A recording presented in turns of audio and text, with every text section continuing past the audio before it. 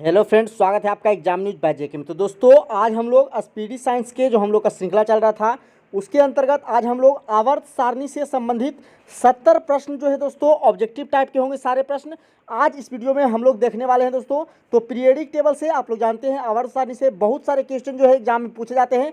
तो आज इस वीडियो में हम लोग 70 प्लस ऑब्जेक्टिव क्वेश्चन जो है सिर्फ आवर्त सारणी से जो है आज इस वीडियो में देखने वाले। तो दोस्तों, वीडियो को शुरू से अंत तक देखिएगा।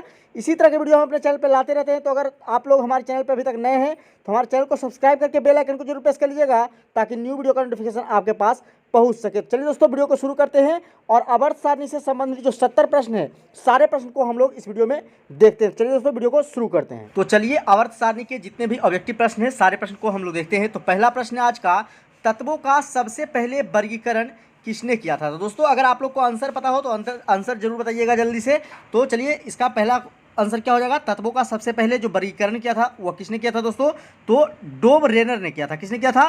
डोब रेनर के द्वारा सबसे पहले तत्वों का वर्गीकरण किया गया था। तो इसका राइट आंसर क्या हो जाएगा, डोब रेनर हो जाएगा। चलिए नेक्स्ट क्वेश्चन देखते हैं। नेक्स्ट क्वेश्चन है, तत्वों के वर्गीकरण से संबंधित त्रिक के नियम का प्रतिपादन किसने किया था। तो त्रिक के नियम का जो प्रतिपादन किया गया था दोस्तों वह डोबरेनर के द्वारा ही किया गया था। किसके द्वारा? डोबरेनर ने ही त्रिक के नियम को भी प्रतिपादित किया था। त्रिक के नियम को प्रतिपादित किसके द्वारा किया गया था? तो डोबरेनर के द्वारा किया गया था। चलिए नेक्स्ट है, तत्वों के वर्गीकरण से संबंधित अष्टक नियम का प्रतिपादन किसने किया। तो तत्वों के जो वर्गीकरण से संबंधित अष्टक नियम है जो दोस्तों यह किसके द्वारा दिया गया है। तो यह न्यूलैंड्स के द्वारा दिया गया है। किसके द्वारा दिया गया है? न्यूलैंड्स के द्वारा अष्टक नियम दिया गया है। तो अगर आप लोग को आंसर पता है तो जल्दी से बताइएगा। चलिए नेक्स्ट क्वेश्चन देखते हैं। नेक्स्ट क्वेश्चन है, किस वैज्ञानिक ने सर्वप्रथम आवर्त सारणी का निर्माण किया था। तो आवर्त सारणी का निर्माण सबसे पहले किस वैज्ञानिक के द्वारा किया गया था दोस्तों। तो मेंडलीफ ने किया था। किसने? मेंडलीफ के द्वारा ही सबसे पहले आवर्त सारणी का जो है निर्माण किया गया था। नेक्स्ट क्वेश्चन है, आधुनिक आवर्त नियम का प्रतिपादन किसने किया था। तो आधुनिक आवर्त नियम का प्रतिपादन जो है दोस्तों वह मोसले ने किया था। किसने किया था? मोसले के द्वारा आधुनिक आवर्त नियम का प्रतिपादन किया गया था। किसके द्वारा? मोसले के द्वारा किया गया था। तो याद रखिएगा। नेक्स्ट क्वेश्चन है, मेंडलीफ की आवर्त सारणी में तत्वों के वर्गीकरण का आधार क्या था।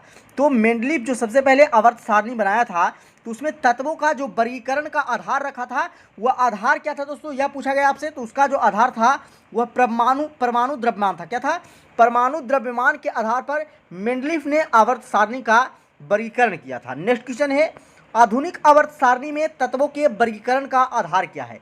तो आधुनिक आवर्त सारणी जो बनाई गई है उसमें तत्वों के वर्गीकरण का जो आधार रखा गया है वह परमाणु संख्या रखा गया है। क्या रखा गया है? परमाणु संख्या जो है आधुनिक आवर्त सारणी में वर्गीकरण का आधार है। नेक्स्ट क्वेश्चन है, आधुनिक आवर्त सारणी में वर्गों की कुल संख्या कितनी है। तो आधुनिक आवर्त सारणी में आप लोग जानते होंगे वर्गों की कुल संख्या कितनी है दोस्तों, 18 है। कितनी है? 18 वर्ग टोटल जो है आधुनिक आवर्त सारणी में है। तो आप लोग जानते होंगे। नेक्स्ट क्वेश्चन है, आधुनिक आवर्त सारणी में आवर्तों की कुल संख्या कितनी है। तो वो तो अभी हम लोगों ने देखा कि वर्गों की कुल संख्या कितनी थी। तो वर्गों की कुल संख्या ग्रुप्स जिसको बोलते हैं हम लोग, तो 18 थी वर्गों की कुल संख्या। लेकिन अगर आपसे पूछ दे कि पीरियड यानी कि आवर्तों की कुल संख्या कितनी है दोस्तों, तो आवर्तों की कुल संख्या 7 है। कितनी है? 7 है। तो इसका 7 राइट आंसर हो जाएगा। ठीक है। नेक्स्ट क्वेश्चन है, आधुनिक आवर्त सारणी में तत्वों को व्यवस्थित किया गया है। तो आधुनिक आवर्त सारणी में तत्वों को जो व्यवस्थित किया गया है वह किस रूप में व्यवस्थित किया गया है दोस्तों। तो आधुनिक आवर्त सारणी में बढ़ते हुए परमाणु संख्या के रूप में जो है व्यवस्थित किया गया। किस रूप में? बढ़ते हुए परमाणु संख्या के रूप में व्यवस्थित किया गया है आधुनिक आवर्त सारणी में। नेक्स्ट क्वेश्चन है, किस वर्ग के तत्वों को सिक्का धातु भी कहा जाता है। तो सिक्का धातु किस वर्ग के तत्वों को कहा जाता है। तो 11 तत्वों के जो धातु है उसे सिक्का धातु भी कहा जाता है। नेक्स्ट है, शून्य समूह में रखे गए तत्व किस नाम से जाने जाते हैं। तो जितने भी शून्य समूह में रखे गए हैं तत्व दोस्तों उसे हम लोग किस नाम से जानते हैं। तो उसे जो है हम लोगों के द्वारा जाना जाता है किसके नाम से दोस्तों। तो निष्क्रिय तत्व के रूप में। किस रूप में जाना जाता है? निष्क्रिय तत्व के रूप में उसे हम लोग जानते हैं। नेक्स्ट है, सबसे भारी धातु कौन सा है। तो इसके बारे में तो आप लोग जानते ही होंगे दोस्तों, कई बार एग्जाम में पूछा गया है यह क्वेश्चन। और प्रत्येक क्वेश्चन इंपॉर्टेंट दोस्तों, सभी क्वेश्चन जो है एग्जाम में कहीं ना कहीं पूछे गए हैं। तो आप लोग सारे प्रश्न को ध्यान से देखिएगा और सारे क्वेश्चन को आप लोग याद करने का प्रयास कीजिएगा। तो सबसे भारी धातु कौन सा है। तो सबसे भारी धातु ओस्मियम है। कौन है? ओस्मियम जो है सबसे भारी धातु है। नेक्स्ट पूछा गया आपसे कि सबसे हल्की धातु कौन सी है। तो सबसे हल्की धातु लिथियम है। कौन है दोस्तों? लिथियम जो है सबसे हल्की धातु है और ऑस्मियम जो है सबसे भारी धातु है। नेक्स्ट है, निम्न में से कौन सा तत्व सर्वाधिक विद्युत ऋणात्मक है? तो सबसे ज़्यादा जो दिया हुआ है ये चार ऑप्शन में से सबसे ज़्यादा विद्युत ऋणात्मक कौन सा तत्व है इसमें से? तो इसमें से फ्लोरीन जो है दोस्तों सबसे ज़्यादा विद्युत ऋणात्मक तत्व कौन सा? फ्लोरीन जो है सबसे ज़्यादा विद्युत ऋणात्मक तत्व होता है। नेक्स्ट है आधुनिक आवर्त सारणी के समूह 1 में मौजूद एकमात्र अधातु कौन सा है? तो समूह 1 में एकमात्र अधातु मौजूद है जो कौन सा है दोस्तों? तो वह हाइड्रोजन है। कौन है? हाइड्रोजन जो है एकमात्र अधातु है। नेक्स्ट है आवर्त सारणी में अधातुओं को किस ओर स्थान दिया गया है? तो आवर्त सारणी में अगर देखेंगे हम लोग तो अधातुओं को जो दोस्तों दाहिनी ओर स्थान दिया गया है। किस ओर? दाहिनी ओर स्थान दिया गया है अधातुओं को। नेक्स्ट है वे तत्व जो इलेक्ट्रॉन को ग्रहण करते हैं और ऋणात्मक आयन बनाते हैं उसे क्या कहते हैं? तो उसे अधातु कहा जाता है। क्या कहा जाता है? अधातु कहा जाता है। तो याद रखिएगा वे तत्व जो इलेक्ट्रॉन को ग्रहण करते हैं और ऋणात्मक आयन बनाते हैं उसे हम लोग अधातु कहते हैं। नेक्स्ट है किस वर्ग के तत्वों का गलनांक उच्चतम होता है? तो जो आप लोग देखेंगे दोस्तों कि किस वर्ग के, तो 4a वर्ग के जो तत्व हैं उसका गलनांक जो होता है क्या होता है? उच्चतम होता है। तो याद रखिएगा 4a के जो तत्व होते हैं 4a वर्ग वाले उनका गलनांक उच्चतम होता है। नेक्स्ट है आवर्त में बाएं दाएं से जाने पर इलेक्ट्रॉन प्रति में क्या परिवर्तन होता है? तो आवर्त में बाएं से जब दाएं जाते हैं तो इलेक्ट्रॉन प्रति में क्या परिवर्तन होता है दोस्तों? तो वह बढ़ता है। क्या होता है? बढ़ती है। तो याद रखिएगा उसे। नेक्स्ट है किस वर्ग के तत्वों की इलेक्ट्रॉन बंधुता उच्च होती है? तो इलेक्ट्रॉन बंधुता जो है किस वर्ग के तत्वों की जो सबसे ज़्यादा उच्च होती है दोस्तों? तो 7a वर्ग के जो तत्व होते हैं उसके इलेक्ट्रॉन बंधुता क्या होते हैं? सबसे उच्च होते हैं। तो याद रखिएगा 7a राइट आंसर हो जाएगा। नेक्स्ट है आवर्त सारणी को कितने ब्लॉक में बांटा गया है? तो आवर्त सारणी को अगर आप लोग देखेंगे दोस्तों तो उसे 4 ब्लॉक में बांटा गया है। कितने ब्लॉक में? 4 ब्लॉक में जो है बांटा गया है आवर्त सारणी को। नेक्स्ट है किस ब्लॉक का तत्व साधारणतः रंगीन यौगिक का निर्माण करता है? तो रंगीन यौगिक का जो निर्माण करता है वह एस ब्लॉक करता है। कौन सा ब्लॉक? एस ब्लॉक जो है दोस्तों साधारणतः रंगीन यौगिक का निर्माण करता है। नेक्स्ट है जब कोई उदासीन परमाणु एक इलेक्ट्रॉन ग्रहण करता है तो उसके फलस्वरूप उत्पन्न ऊर्जा क्या कहलाती है? तो उस ऊर्जा को क्या कहा जाता है दोस्तों? तो उस ऊर्जा को हम लोग इलेक्ट्रॉन बंधुता कहते हैं। क्या कहते हैं? इलेक्ट्रॉन बंधुता कहते हैं। तो इसे आप याद रखिएगा। नेक्स्ट क्वेश्चन है किस वर्ग के तत्वों को मुद्रा धातु कहते हैं? तो मुद्रा धातु जो है किस वर्ग के तत्वों को कहा जाता है? तो बी वर्ग के जितने भी तत्व होते हैं उसे मुद्रा धातु कहा जाता है। नेक्स्ट है मेंडलीफ का संबंध किस देश से है? तो मेंडलीफ जो दोस्तों आवर्त सारणी का जिन्होंने निर्माण किया वह किस देश के रहने वाले हैं ये आपसे पूछा गया। तो मेंडलीफ जो थे रूस के निवासी थे। कहाँ के निवासी थे? यह रूस के रहने वाले थे। याद रखिएगा। नेक्स्ट है आधुनिक आवर्त सारणी के किस समूह में केवल 7 तत्व हैं? तो किस समूह में जो दोस्तों केवल 7 तत्व है? तो तत्व जो समूह एक में जो है केवल 7 तत्व आपको देखने को मिलेंगे। नेक्स्ट है किस वर्ग के तत्व को अयस्क बनाने वाले तत्व कहते हैं? तो अयस्क बनाने वाला तत्व किसे कहा जाता है? 6a जो वर्ग के तत्व हैं उसे अयस्क बनाने वाला तत्व कहा जाता है। नेक्स्ट है किस वर्ग के तत्वों की संयोजकता 2 होती है? तो संयोजकता 2 जो है दोस्तों किस वर्ग के तत्वों को होती है? तो 2a वाले वर्ग के तत्वों की संयोजकता कितनी होती है? 2 होती है। नेक्स्ट है सबसे हल्का तत्व पूछा गया है आपसे कि सबसे हल्का तत्व कौन सा है? तो सबसे हल्का तत्व कौन सा है दोस्तों? हाइड्रोजन जो है सबसे हल्का तत्व है। नेक्स्ट है पृथ्वी पर सबसे अधिक मात्रा में पाए जाने वाला धातु तत्व कौन सा है? तो पृथ्वी पर सबसे ज़्यादा मात्रा में एल्युमिनियम पाया जाता है। क्या पाया जाता है? एल्युमिनियम वह धातु तत्व है जो कि पृथ्वी पर सबसे ज़्यादा मात्रा में पाया जाता है। तो इसे याद रखिएगा। नेक्स्ट है पृथ्वी पर सबसे अधिक मात्रा में पाया जाने वाला तत्व कौन सा है? वह तत्व पहले जो पढ़े वह था तत्व धातु। और अब अगर आपसे पूछ रहा है कि कौन सा तत्व जो है सबसे ज़्यादा पृथ्वी पर अधिक मात्रा में पाया जाता है तो वह ऑक्सीजन पाया जाता है। कौन सा? ऑक्सीजन तत्व जो है सबसे ज़्यादा अधिक मात्रा में पृथ्वी पर पाया जाता है। लेकिन आपसे पूछे तत्व धातु कौन सा है पाया जाता है सबसे ज़्यादा पृथ्वी पर? तो वह है एल्युमिनियम। याद रखिएगा। नेक्स्ट है प्रत्येक आवर्त का अंतिम सदस्य होता है। तो प्रत्येक आवर्त का जो अंतिम सदस्य होता है दोस्तों वह क्या होता है? निष्क्रिय गैस होता है। क्या होता है? निष्क्रिय गैस होता है। नेक्स्ट है प्रत्येक आवर्त का पहला सदस्य क्या होता है? तो प्रत्येक आवर्त के अगर पहले सदस्य को देखेंगे तो एक क्षार धातु होता है। क्या होता है? एक क्षार धातु होता है प्रत्येक आवर्त का पहला सदस्य। और अंतिम सदस्य जो होता है वह निष्क्रिय गैस होता है। नेक्स्ट है आवर्त सारणी के दूसरे तथा तीसरे आवर्त में कितने तत्व होते हैं? तो आवर्त सारणी के दूसरे एवं तीसरे आवर्त में अगर हम देखेंगे दोस्तों तो 8 तत्व होते हैं। कितने तत्व होते हैं? 8 तत्व होते हैं। चलिए नेक्स्ट क्वेश्चन को हम लोग देखते हैं। नेक्स्ट क्वेश्चन है हम लोग का आधुनिक आवर्त सारणी के 5वें आवर्त में कितने तत्व होते हैं? तो आधुनिक आवर्त सारणी के पांचवें आवर्त में जो दोस्तों कितने तत्व पाए जाते हैं? 18 तत्व पाए जाते हैं। कितने?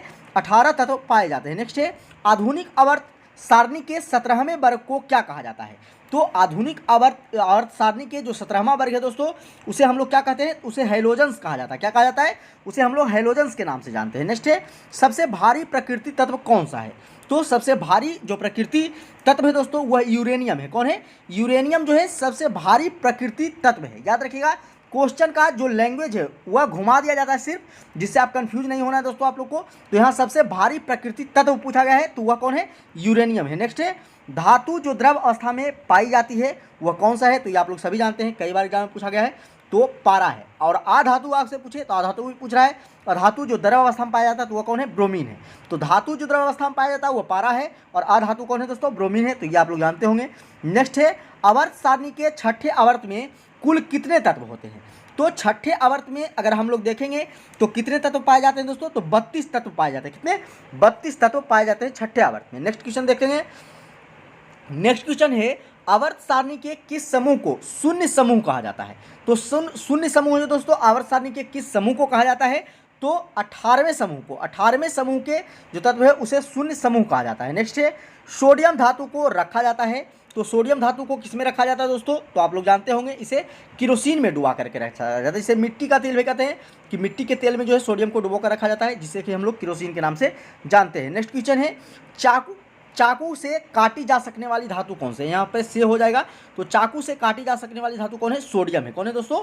सोडियम जो है ऐसी धातु है जो चाकू से काटा जा सकता है। तो इसे आप याद रखिएगा। सोडियम तो हो ही गया, साथ ही में पोटेशियम को भी चाकू से काटा जा सकता है, और लिथियम को भी चाकू से काटा जा सकता है। तो इसका राइट जो आंसर हो जाएगा वह उपयुक्त तीनों, सोडियम, लिथियम और पोटेशियम, तीनों को जो है चाकू से आसानी से काटा जा सकता है। तो इसका उपयुक्त तीनों जो है राइट आंसर हो जाएगा। नेक्स्ट क्वेश्चन है किस अधातु में धातुई चमक पाई जाती है? तो आप लोग जानते हैं कि जितने भी अधातु होते हैं उसमें धातुई चमक नहीं पाए जाते हैं। तो कौन सा ऐसा अधातु है जिसमें धातुई चमक पाया जाता है? तो वह आयोडीन है। कौन है दोस्तों? आयोडीन एक ऐसा धातु है जिसमें धातुई चमक पाई जाती है। नेक्स्ट है आवर्त सारणी में किस तत्व की उच्चतम इलेक्ट्रॉन बंधुता होती है? तो उच्चतम इलेक्ट्रॉन बंधुता किसकी होती है? क्लोरीन की होती है। किसकी होती है दोस्तों? क्लोरीन की होती है। तो क्लोरीन इसका राइट आंसर हो जाएगा। नेक्स्ट है आवर्त सारणी के तीसरे और चौथे समूह का सामान्य गुणधर्म क्या है? तो आवर्त सारणी के तीसरे और चौथे समूह का जो सामान्य गुणधर्म होता है वह क्षारीय और अम्लीय होता है। क्या होता है? क्षारीय और अम्लीय होता है। तीसरा का जो होता है क्षारीय होता है, और चौथे समूह का अम्लीय होता है। तो याद रखिएगा। नेक्स्ट है न्यूलैंड्स के समय ज्ञात तत्वों की संख्या कितनी थी? तो न्यूलैंड्स के समय जो दोस्तों कुल जो ज्ञात तत्व था उसकी संख्या कितनी थी? तो उसकी संख्या 56 थी। कितनी थी? 56 थी। तो 56 इसका राइट आंसर हो जाएगा। नेक्स्ट क्वेश्चन है हम लोग का आवर्त सारणी में क्षैतिज कतारों को क्या कहा जाता है? तो आवर्त सारणी में जो क्षैतिज कतार होते हैं उसे हम लोग क्या कहते हैं दोस्तों? तो उसे आवर्त कहते हैं। क्या कहते हैं? उसे आवर्त कहा जाता है। नेक्स्ट है आवर्त सारणी में ऊर्ध्वाधर कतारों को क्या कहा जाता है? तो क्षैतिज को तो हम लोग क्या कहते हैं दोस्तों? तो क्षैतिज को हम लोग आवर्त कहते हैं, लेकिन अगर आपसे पूछा जाए कि ऊर्ध्वाधर जो रहता है उसे क्या कहा जाता है? तो उसे वर्ग कहा जाता है। क्या कहा जाता है? वर्ग कहा जाता है। तो इसे आप लोग जानते होंगे। नेक्स्ट क्वेश्चन है मेंडलीव के समय ज्ञात तत्वों की संख्या कितनी थी? तो मेंडलीव के समय कुल ज्ञात तत्वों की संख्या अगर हम लोग देखें दोस्तों तो 63 थी। कितनी थी? 63 थी। तो इसे याद रखिएगा। नेक्स्ट क्वेश्चन है हम लोग का अक्रिय गैस हीलियम किस ब्लॉक का सदस्य है? तो अक्रिय गैस जो हीलियम है दोस्तों वह एस ब्लॉक का सदस्य है। किस ब्लॉक का? एस ब्लॉक का सदस्य। नेक्स्ट है हीलियम को छोड़कर सभी अक्रिय गैस किस ब्लॉक के सदस्य हैं? तो सिर्फ अगर हीलियम को छोड़ दे तो जितने भी अक्रिय गैस हैं सभी पी ब्लॉक के सदस्य। किस ब्लॉक के? पी ब्लॉक के हैं, और हीलियम जो है एस ब्लॉक के सदस्य हैं। याद रखिएगा। नेक्स्ट है आवर्त सारणी के किस आवर्त में बाएं से दाएं जाने पर परमाणु के आकार में क्या परिवर्तन होता है? तो आवर्त सारणी के किसी आवर्त में जब बाएं से दाएं की ओर जाते हैं दोस्तों तो उसके परमाणु के आकार में क्या परिवर्तन देखने को मिलता है? तो वह घटता है। क्या होता है? घटता है। तो यह इसका राइट आंसर हो जाएगा। नेक्स्ट है आवर्त सारणी के किस वर्ग की में ऊपर से नीचे आने पर परमाणु के आकार में क्या परिवर्तन होता है? तो जब ऊपर से नीचे आएंगे तो वह बढ़ता है। क्या होता है? बढ़ता है।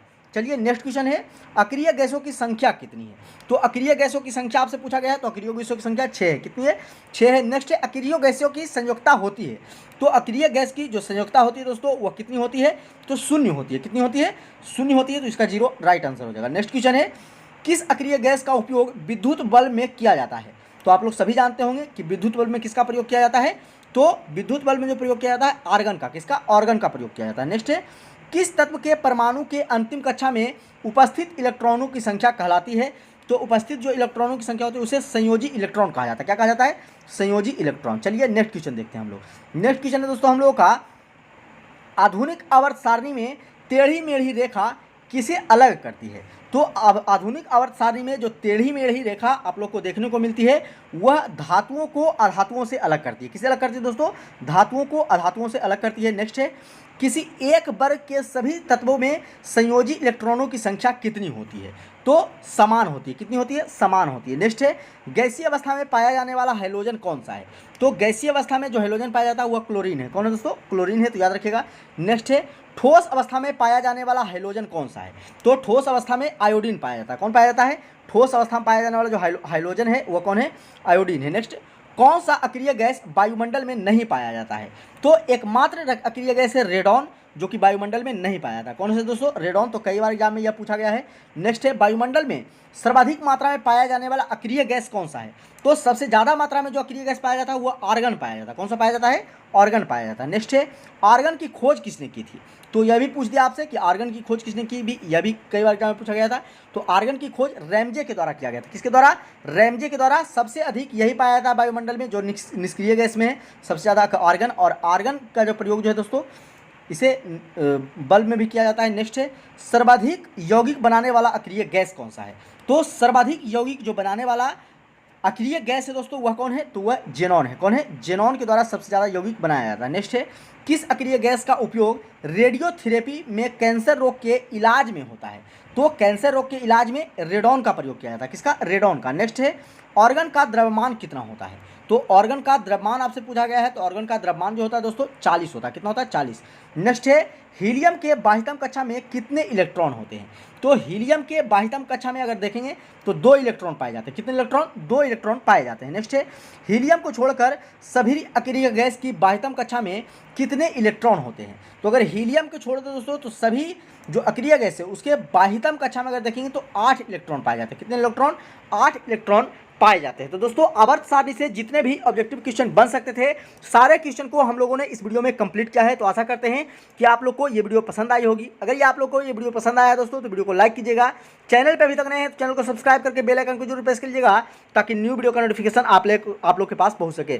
साथ ही में दोस्तों आप लोग को स्पीडी जीके और स्पीडी साइंस तथा लुसेंट का बुक आप लोग को पढ़ा दिया गया है। तो अगर आप लोग अभी तक इन सारे बुक का वीडियो नहीं देखे हैं तो डिस्क्रिप्शन में आप लोग को उसका लिंक मिल जाएगा, वहां से जाकर आप इन सारे वीडियो को देख सकते हैं। चलिए दोस्तों आज की वीडियो में इतना ही, फिर मिलते हैं अगले वीडियो में, तब तक के लिए जय हिंद।